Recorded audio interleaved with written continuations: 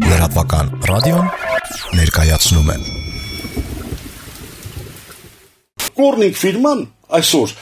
այս ջերմամեկուսիչների նմանատիպը, որ ես ցույց եմ տալիս, դա արտադրում է եւ վաճառում է $800-ից $1200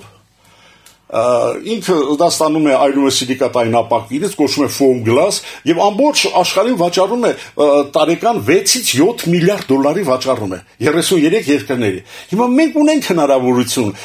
մեր պերրիտից, որը ավելի որակյալ է, քան այլուլոսիլիկատային ապակիները, իր որակական ցուցանիշներով ստանալ եւ ինքնարժեք իջեցնել։ Պերրիտը նույնպես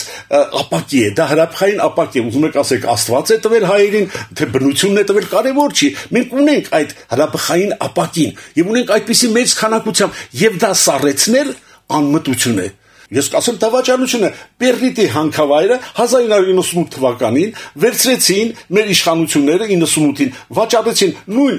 ամերիկյան ֆիրմային Decalatrին ընդամենը $1,400,000 Սա հայտարարություն է $1,400,000 կամ մարդ Հայաստանում այսօր միայն բիլաջոյում ծախսում է տարեկան։ Ես երդվում եմ ամենան լրջությամբ։ Եվ ծախեր այդպիսի պոտենցիալ Հայաստանի միայն պերրիտից կարելի է ստանալ 150 տեսակ արտադրանք։ Երդվում եմ ջերմամեկուսիչներ, ձայնամեկուսիչներ, ֆիլտր փոշիներ, լծանյութեր, նասիցիլի կատալիզատոր, նապանիցենի բումակ եւ այլն։ Ես առաջի 10 ներկայացրել եմ կառավարության եւ այդ բոլորը կարող են բերել մեծ շրջապտույտի։ Ես ասում եմ 2-3 անգամ ավելի միայն խելամիտ մտածելակերպ կառավարության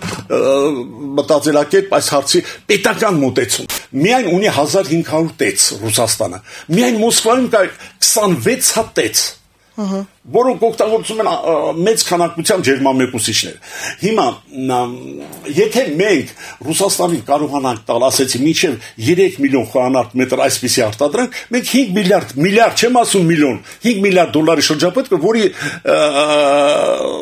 զուտ շահույթը 40-50% կկազմի։ Հիմա Ռուսաստանը օգտագործում է որպես հետամնաց երկիր, նորից եմ կրկնում, օգտագործում է ջերմամեկուսիչներ էկոլոգիապես ոչ մաքուր։ Էժան ջերմամեկուսիչներ, դրանք պենոպլաստն են, պենոսիրոլն են, բազալտը, վատը եւ այլ։ Ամենակիչը